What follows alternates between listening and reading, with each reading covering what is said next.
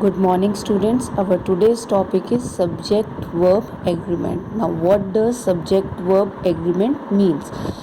It means that the person and number of the subject of a clause determine the person and number of the verb it will take. It means that whatever will be the subject, whatever will be the number of subject, the number of verb will according to that. For example, if your subject is singular, your verb will also be singular. If your subject is plural, then your verb will also plural. Subject and verb must agree with each other in a sentence. Now, before moving further, I would like to tell you about helping verbs.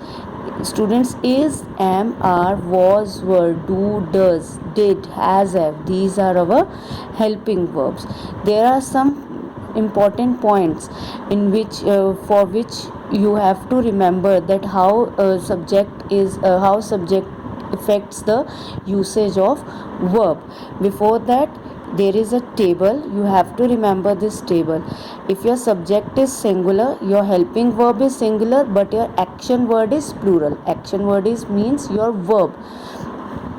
If your subject is plural, then your action word is singular. It is opposite. For example, he goes to school. Now student, look at this sentence. In this sentence, he is my subject and this is singular. So subject is singular, goes is action word. Goes मेरा action word है, तो action word आप देखोगे plural है. और अगर same ही is going to school. Now my subject is singular but my helping verb is also singular. ठीक है, तो अगर मेरा helping verb जो मेरा सब्जेक्ट है, अगर वो सिंगुलर है तो हेल्पिंग वर्ब भी मेरा सिंगुलर होगा. बट मेरा सब्जेक्ट अगर सिंगुलर है, जो एक्शन वर्ड है वो मेरा प्लूरल होना चाहिए.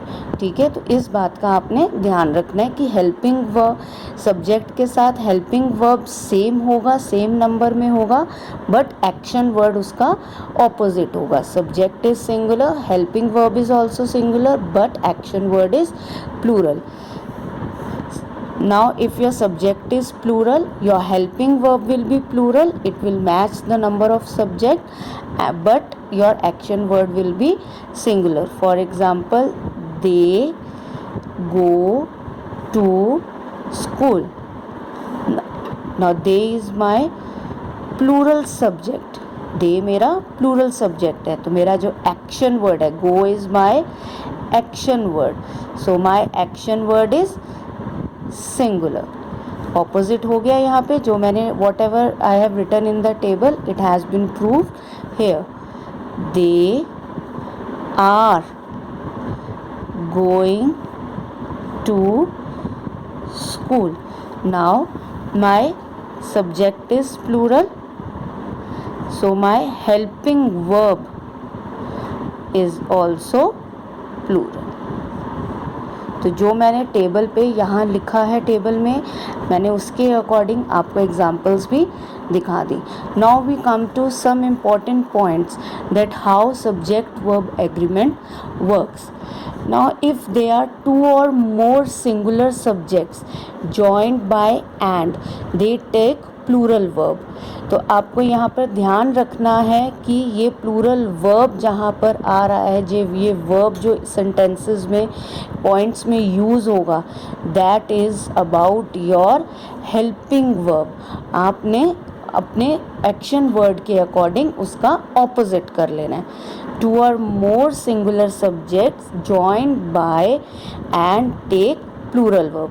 For example, Ram, Shyam and Rohan are best friend. Are अब मेरा यहाँ, दीज आर 3 persons, ये प्लूरल है, so I have used plural helping verb. If I want to use an action word here, so what will be that? For this example can be Ram, Shyam and Rohan go to school together. Now see, your subject is plural but your action word is singular. So in further points also you have to keep in mind that if we are talking about helping verb, we will make it opposite in action words. Now second is, if number of subjects joined by no, or, nor, neither, nor, either or is different, the verb should agree with the subject nearest to it. It means कि आपके sentence में जो subjects हैं अगर or, nor, neither, nor या either or से joined है तो हम जो वर्ब लगाएंगे we will put verb according to the subject which is nearest to it. For example, you or the students have broken. Now अब मेरा यहाँ पे अगर ब्लैंक हो तो मैंने ब्लैंक के साथ देखना है कि मेरा यहाँ पर जो सब्जेक्ट है, ब्लैंक के साथ जो सब्जेक्ट है वो क्या है. अगर वो प्लूरल है तो मेरा हेल्पिंग वर्ब प्लूरल होगा, अगर वो सिंगुलर है तो मेरा हेल्पिंग वर्ब सिंगुलर होगा. Now in this sentence blank के साथ मेरा जो सब्जेक्ट है दैट इज़ प्लूरल, तो मेरा जो हेल्पिंग वर्ब है वो भी मेरा प्लूरल होगा. Next example can be either he और आई एम रॉन्ग.